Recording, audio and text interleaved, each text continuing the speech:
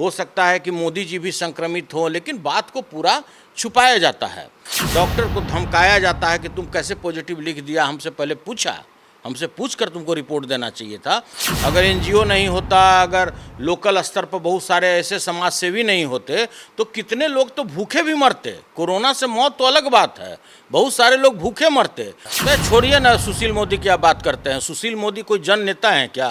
वो अभी अगर मुखिया और पैक्स का चुनाव लड़ें, देखिए वो नीचे से टॉप करेंगे। आप क्या बात करते हैं? एक तरफ आप कहते हैं कि लॉकडाउन कर रहे हैं नहीं तो पूरा फैल जाएगा, और दूसरी तरफ कहते हैं कि हम चुनाव कराएंगे। दोनों बात साथ हो सकता है क्या?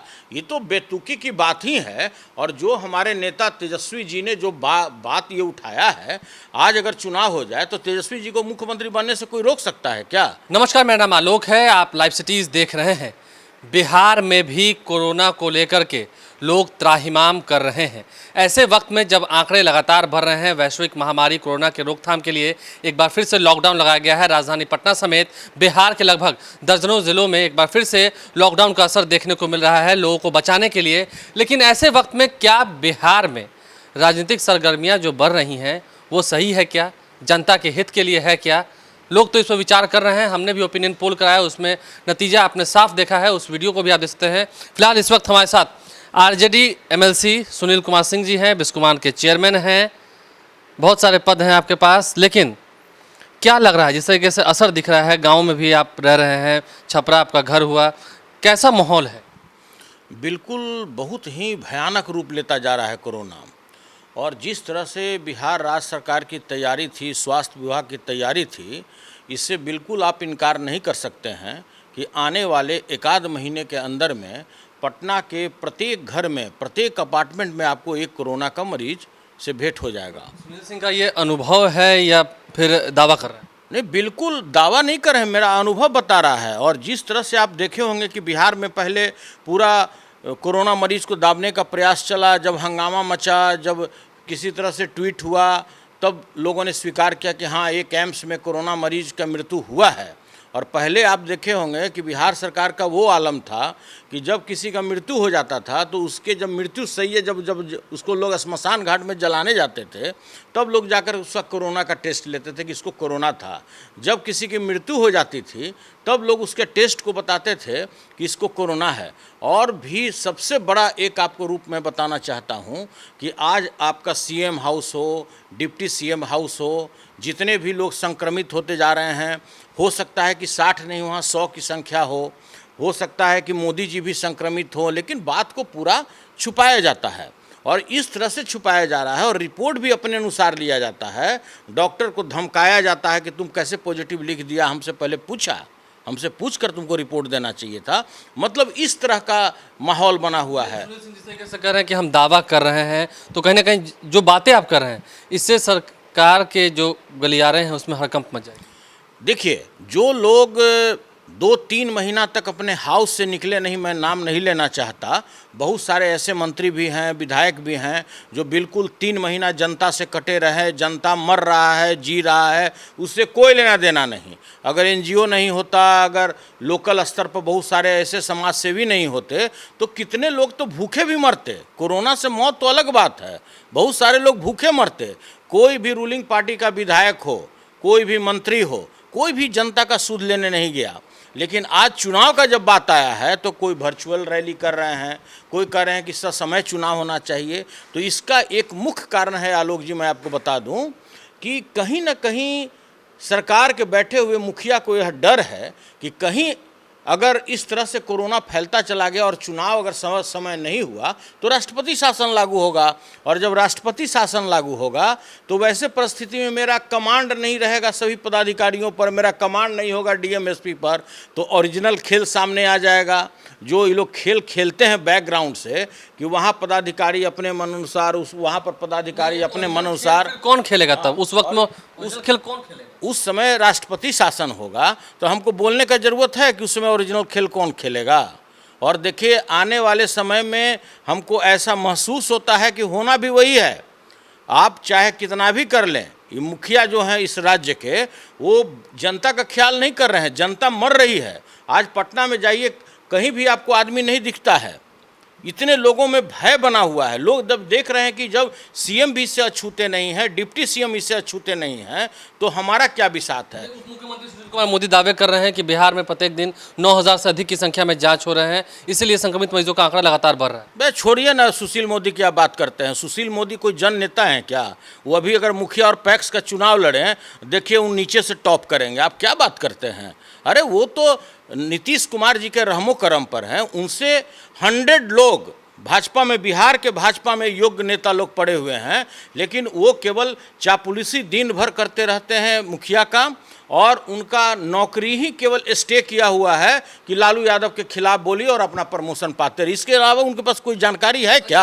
आप या नहीं छोड़िए ना, आप अभी हाल में सुने होंगे, उनका बयान आया था अखबार में कि 12 करोड़ लोगों का मैंने स्क्रीनिंग टेस्ट करा लिया है बिहार में, जिनको एकाई दहाई सैकड़ा भी नहीं आता है। और इस तरह के नकारा टाइप लोग बात करते हैं। अगर आज भी पूरे बिहार में आज के डेट से भी अगर नसबंदी कर दिया जाए, आज से 60 वर्ष तक कोई अगर बच्चा पैदा नहीं ले, फिर भी 60 साल लगेगा 12 करोड़ जनता को। और जिस रफ्तार से राज्य सरकार कोरोना का टेस्ट कर रही है, जिस तरह से स्क्रीनिंग कर रही है, आप कहते हैं कि मैंने डोर टू डोर जाकर स्क्रीन किया। आप बताओ तो, अपने छाती पर हाथ धर के, यहाँ पर बहुत सारे लोग बैठे हुए हैं, किन्हीं से पूछिए तो कि कोई भी आदमी स्क्रीनिंग करने गया है किसी के दरवाजे पर? अरे सारा लूट माट का धंधा चल रहा है, सारे नकली सामान खरीदे जा रहे हैं, तो भुगतना तो उन्हीं को है। आज नकली सामान का ही नतीजा है कि आज सभी बड़े बड़े नेता ही उसके संक्रमण के शिकार हो गए। और हम बातों को देखें, आप आरोप लगा रहे हैं नकली सामान का, जो भी का सरकार कह रही है कि बाजारों में हम छापेमारी करवा रहे हैं, कई जगह पर छापेमारी होने के दौरान सामान भी पकड़े गए हैं, उन पर कार्रवाई भी की जा रही है। एक बात रही, दूसरी बात कोरोना टेस्ट को लेकर के हुई। कोरोना टेस्ट को लेकर के लगातार विवाद हो रहा है पक्ष और विपक्ष के बीच में। ऐसे में क्या लगता है, चुनाव को लेकर के जल्दबाजी क्यों? नहीं, हम ये इसलिए नहीं कर रहे हैं क्योंकि मिलन समारोह आरजेडी की तरफ से भी ऑर्गेनाइज हुआ था। देखिए, यह सिंपल सा बात है कि आप जनता के लाश पर चुनाव अगर कराते हैं तो इसका परिणाम भी आपको भुगतना पड़ेगा। आप एक तरफ पूरे पटना को लॉकडाउन कर रहे हैं, स्कूल कॉलेज बंद कर रहे हैं, सारे मिठाई के दुकान बंद कर रहे हैं, सारे आप स्टेशनरी का दुकान बंद कर रहे हैं, और दूसरे तरफ कह रहे हैं कि हम चुनाव कराएंगे। अरे भाई, आप समझ रहे हैं कि दोनों बात कैसे संभव है? एक तरफ आप कहते हैं कि लॉकडाउन कर रहे हैं नहीं तो पूरा फैल जाएगा, और दूसरे तरफ कहते हैं कि हम चुनाव कराएंगे। दोनों बात साथ हो सकता है क्या? ये तो बेतुकी की बात ही है। और जो हमारे नेता तेजस्वी जी ने जो बात ये उठाया है, आज अगर चुनाव हो जाए तो तेजस्वी जी को मुख्यमंत्री बनने से कोई रोक सकता है क्या? लेकिन फिर भी जनता के पूरे उसके इस तरह से, जिस तरह से कोविड-19 फैला हुआ है, उसके मद्देनज़र उन्होंने खुद ये प्रस्ताव दिया है कि भाई चुनाव का डेट बढ़ना चाहिए। आज आपको धरातल पर जाइए, आज जो नीतीश जी ने जो कार्य किया है धरातल पर, कहीं दिखता है क्या? अंतिम सवाल आपसे लेंगे। आप गाँव में भी जा रहे हैं, धरातल की बातें कर रहे हैं। गाँव में, छपरा में अगर हम चले जाएँ, गाँव में आप जा रहे हैं, आते हैं जाते हैं, क्या वहाँ का गाँव के अंदर का माहौल कैसा? क्योंकि लोग वहाँ पर कुछ पढ़े लिखे नहीं भी हैं।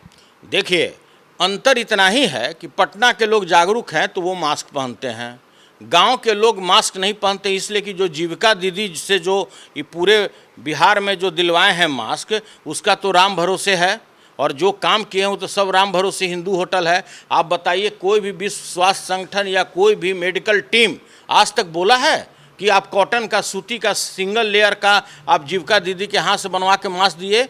और अगर ऐसा संभव था और ऐसा अगर सही में उचित था अगर जनता के लिए, तो माननीय मुख्यमंत्री जी या सुशील मोदी जी को कभी आपने जीविका दीदी द्वारा बनाया गया मास्क पहनते देखा है क्या? तौलिया लपेटते हैं, गमछी लपेटते हैं, मास्क लगाते हैं। भारत के प्रधानमंत्री 3 लेयर मास्क जो मेरे हाथ में है वो लगाते हैं, लेकिन जीविका दीदी का बना हुआ मास्क कोई नहीं पहनता है। ये सारा अपने कार्यकर्ता के रूप में, दूसरे रूप में आप उसको जदयू का वर्कर बोल दीजिए। जीविका क्या है? जदयू का वर्कर है। जो भी जनसभा होता है माननीय नीतीश कुमार जी का, उसके आगे जो महिलाओं के लिए मैंने ये किया, हाथी मारा घोड़ा मारा, जो हाथ उठाता है कि जी सर सब सही बात है, कौन है वो? कोई जनता जनार्दन है, वोट देने वाले लोग हैं? नहीं, वो जीविका दीदी को आगे बैठाया जाता है जिंदाबाद करने के लिए। कह रहे हैं कि अगर वोट होता है तो मतलब लोगों के लाश पर ही वोट हो पाएगा। बिल्कुल, लाश पर ही वोट होगा। गांव में जाइए, गांव में लोग इतना सशंकित हैं, सारे लोग कहते हैं कि अरे भाई अभी चुनाव करावेगा तो अभी क्या हाल होगा, कौन जाएगा वोट देने के लिए घर से? आप अगर मर्द को अगर आप बूथ पर ले भी चले जाइए, कोई औरत जाएगा क्या? कोई औरत नहीं जाएगा। आज जो आप एक तरफ कहते हैं कि जो भी सब्जी आता है उसको बॉयल करके काट करके आप बनाइए घर में, और दूसरे तरफ आप कहते हैं कि सबको बूथ से बाहर निकाल दीजिए। कितना सोशल डिस्टेंसिंग बनाइएगा, कितने लोगों के लिए बनाइएगा?